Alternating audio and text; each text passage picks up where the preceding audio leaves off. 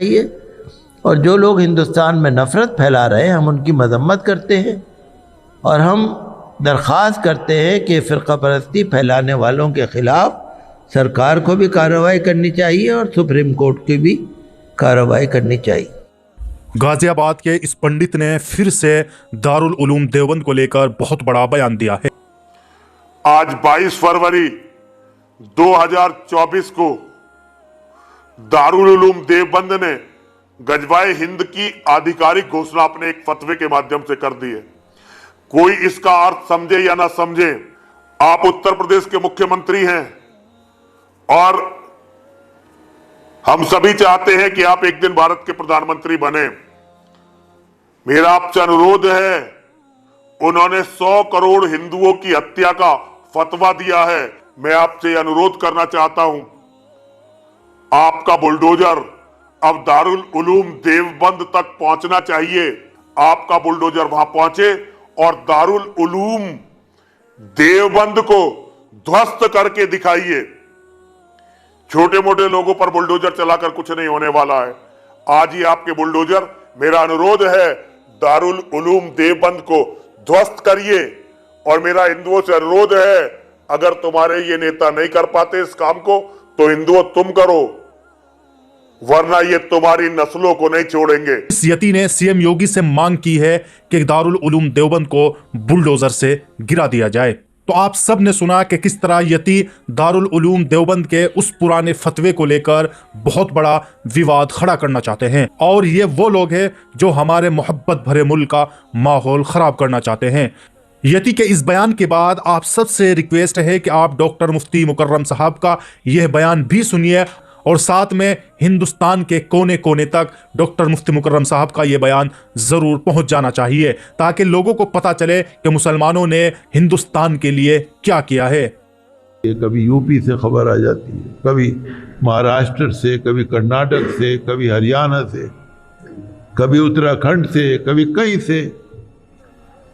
हिंदुस्तान में फ़िरक़ा परस्ती फैल रही, नफ़रत, एक ख़ास फ़िरक़े से ताअस्सुब, कहीं मस्जिद, कहीं दरगाह, कहीं कब्रिस्तान, कहीं जान, कहीं कुछ। तो जैसे आपने सुना था अभी हल्द्वानी में जो कुछ हुआ था, तो एक तंजीम गई थी वहाँ पर, कुछ समाजी कारकुन गए थे, उन्होंने वहाँ जाकर इंक्वायरी की तो देखा कि वाकई वहाँ पर जो कुछ हुआ गलत हुआ। हम मुतालबा करते हैं कि जो लोग वहाँ शहीद हो गए थे पुलिस की गोली से, उनको मुआवजा मिलना चाहिए और फ़िरक़ा परस्ती ख़त्म होनी चाहिए। जो हमारा आईन कहता है, संविधान, वो होना चाहिए।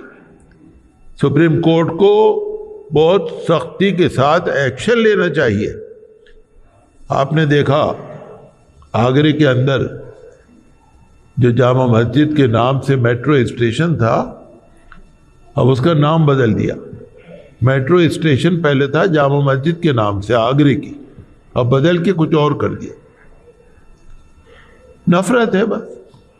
भाई अगर हिम्मत है तो ताजमहल बना दो, नाम बदलने से क्या होता है।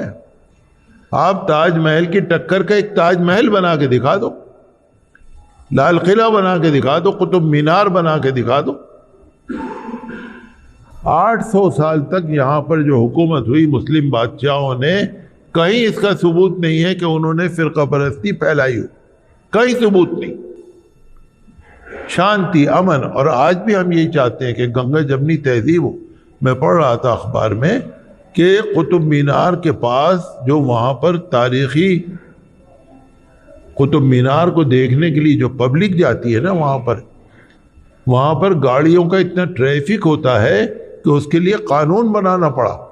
एक साल में कम से कम 30-40 लाख लोग हिंदुस्तान के और बाहर के कुतुब मीनार को देखने जाते हैं। हिंदुस्तान का फायदा है ना भाई, हिंदुस्तान का नाम भी है, हिंदुस्तान का फायदा भी है। जब एक दफ़ा कुतुब मीनार को लोग देख के जाएंगे, वीडियो बनाएंगे, फोटो बनाएंगे, तो फिर वहाँ के लोग और देखने आएंगे।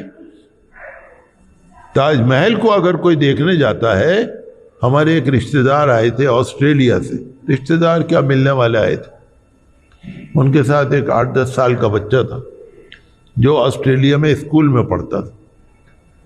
तो उस बच्चे ने जब अपने साथियों से जो क्लास फेलो हैं उनसे कहा मैं इंडिया जा रहा हूं, तो वहां के बच्चों ने कहा कि तुम ताजमहल देख के आओगे। देख रहे हैं आप, ताजमहल से भारत का नाम ऊंचा हो रहा है, ताजमहल से भारत में बाहर के लोग आ रहे हैं, विदेशी आ रहे हैं, फायदा है ना। तो हम तो ये चाहते हैं कि देखिए हमारे मुल्क में अमन रहे, शांति रहे। 1991 में जो कानून बना है वर्शिप प्लेसेस एक्ट, उस पर अमल होना चाहिए। हम हिंदू मुस्लिम बात नहीं कर रहे, हिंदू हो, मुस्लिम हो, सिख हो, ईसाई हो, जो भी हो, सब भाई बहन, सब सांप्रदायिक सद्भाव, प्यार, प्रेम। हमारा मज़हब जो है सबसे प्रेम और मोहब्बत चाहता है, हमें वही रखनी चाहिए और किसी भी तरह से नफ़रत में नहीं पड़ना चाहिए। और जो लोग हिंदुस्तान में नफ़रत फैला रहे हैं हम उनकी मजम्मत करते हैं और हम दरख्वास्त करते हैं कि फ़िरक़ा परस्ती फैलाने वालों के ख़िलाफ़ सरकार को भी कार्रवाई करनी चाहिए और सुप्रीम कोर्ट की भी कार्रवाई करनी चाहिए।